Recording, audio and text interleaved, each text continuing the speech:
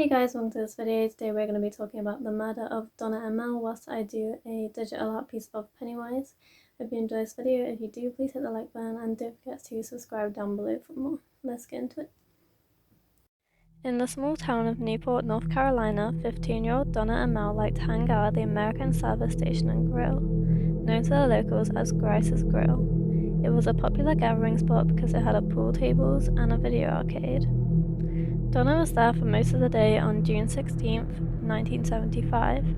She left around 8:30 p.m. when her mother called the grill and said she needed her to come home. Donna's brother had also been at Grice's Grill, and he saw his sister leave immediately after the phone call from their mother. He watched through the window as she crossed the street and headed towards a path that led through a wooded area. He noticed that a man entered the woods shortly after Donna disappeared from view, but didn't think much of it at the time. Since the wooded path was the quickest way for Donna to get from Grice's Grill to her home, she had made the trip countless times. She was used to walking home by herself after dark and had never expressed any concerns for her safety. On this particular evening, however, Donna never made it back to her house. Donna's mother, Emily, grew concerned when Donna wasn't home by 9 p.m. She called Grice's Grill to see if she was there, but was told that the teenager had left 30 minutes earlier. When she learned that her son had seen a man follow Donna into the woods, Emily made a frantic call to the Newport Police Department. A cursory search of the woods yielded no clues to Donna's whereabouts. Concerned that the teenager might have been abducted, the Newport police set up a roadblock and questioned drivers as they attempt to enter or leave the area. The search for Donna ended the following afternoon when her body was found in a drainage ditch on Easy Street, not too far from her home.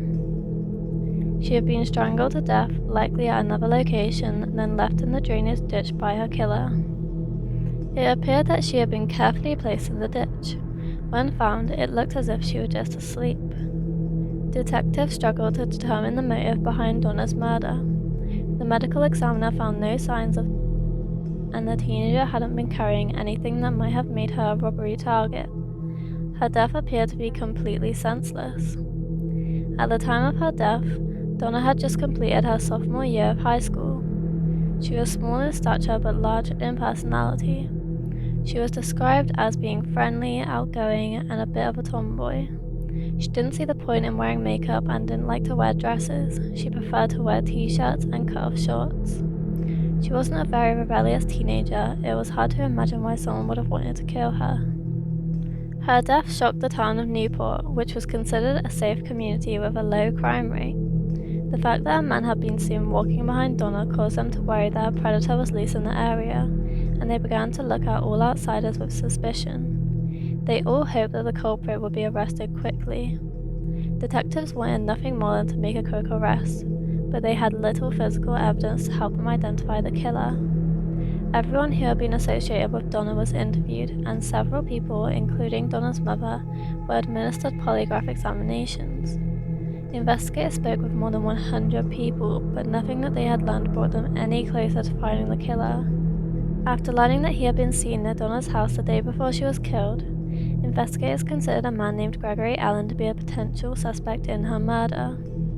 Gregory Allen was a member of the Marine Corps. He had been stationed in Cherry Point, North Carolina at the time of Donna's murder. He was also known to hang out at Grice's Grill. It was possible that he was the man who followed her into the woods, and he was seen with scratches on his forearms shortly after her death. He was questioned by detectives but denied having any knowledge of Donna's murder. With no physical evidence linking him to the crime, police were unable to find any charges against him. Not long after he spoke with detectives, Allen moved to Wisconsin. 2 decades after Donna was killed, Allen was convicted of in Wisconsin. DNA also linked him to a 1985. Another man, Stephen Avery, had been wrongfully convicted of the 1985 that had been committed by Allen. The investigators working on Donna's case interviewed Allen after his 1995 arrest, but he still maintained his innocence in her murder. Investigators collected a sample of Allen's blood in 1995, but it's unclear if they had any physical evidence to check it against.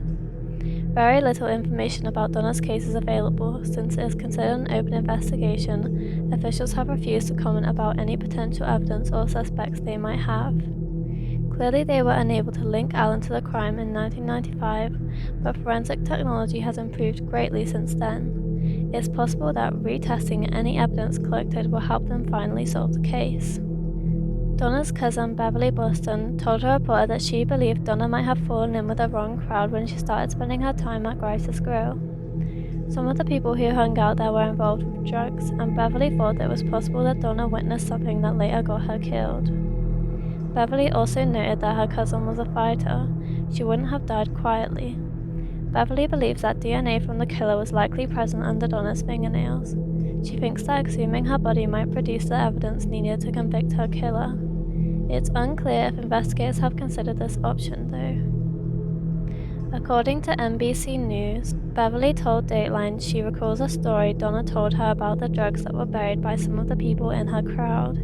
The location of the drugs was right near the ditch where Donna's body was found. Beverly told Dateline they have given all the information they know to police but feel they have hit a dead end. The family considered paying for a private investigator or having Donna's body exhumed, but they never had the money to do so. It has now been 47 years since she has been murdered, and her remaining family members are hopeful that the NCSBI will do all they can to solve Donna's case. Donna Marie Emmel was just 15 years old when she was murdered in 1975. Her mother, Emily, was completely devastated by her death and never fully recovered from it. She died in 1995 without ever knowing who killed her daughter. Donna's remaining family members continue to hope that the case will be solved. Justice is 47 years overdue. If you have any information about Donna's murder, please contact the North Carolina State Bureau of Investigations at this number.